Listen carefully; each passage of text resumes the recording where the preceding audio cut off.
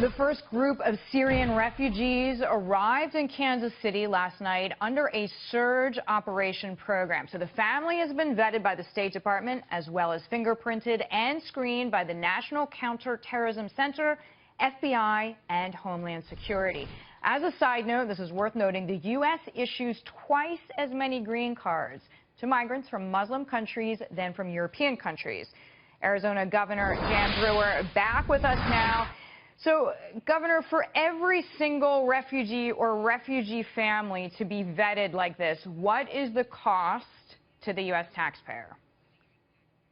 Deidre, I don't actually know that figure. I'm sure that it's costly. We just hope that as they move forward with this, is that they're doing a great job.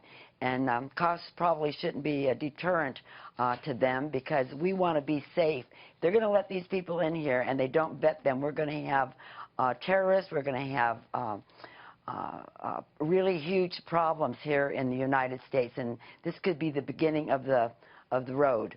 And I would move, if I was president, I'd be moving very, very cautious, and I'm sure that Mr. Trump would move very, very cautious. Well, Angela Merkel, the German chancellor, learned in some ways the hard way. I mean, these new numbers are out. We spoke about those New Year's Eve attacks in Cologne in Germany, and I'm reading a new report that says the mass sexual assaults and thefts that occurred were from migrants and asylum seekers. So to your point about moving slowly, but when you were governor in Arizona, did you receive pushback on the fact that it does cost money? Even if screening people is the right thing to do, it costs working people more money.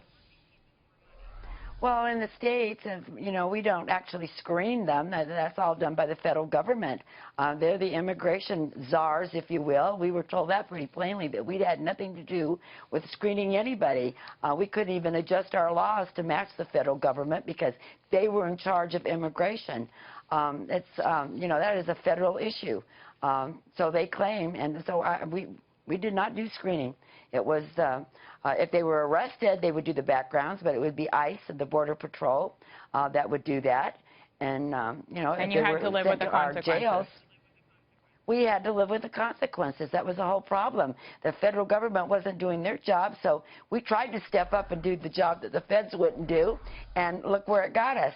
Yeah, and I know you personally took a lot of heat for that, but are a local hero, and your legacy very much respected by the work that you did in 2010. I want to ask you about another issue, if you don't mind. There's a college in Arizona imposing a mandatory fee to fund scholarships for illegal immigrants, and the school is trying to tack on a $30 fee to a $28,000 tuition to help fund it. Governor, it seems like we may have a problem with your line. It's actually okay.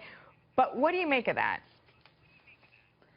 Well, and I couldn't hear all that you said there about a bill in the legislature that's asking for a tacked-on levy for immigrants. Exactly. Well, it's to say that there's a college in Arizona that is imposing, if you like, this mandatory fee to students who are already enrolled, but they're tacking on. It's a small amount, but I think it's symbolic, $28. For each student, or $30 to help fund illegal immigrants' education. Well, I think it's outrageous. I think that either you're here illegally and you are not entitled to it, or you're here legally and you are entitled to a public education. Is this a public school or private school, or? Those are I have not heard this. Yeah, it's a small college, but the point is, as you say, you're either here legally or illegally, and we wanted your viewpoint on that before we let you go. Former Arizona Governor, thank you. Jan Brewer with me there.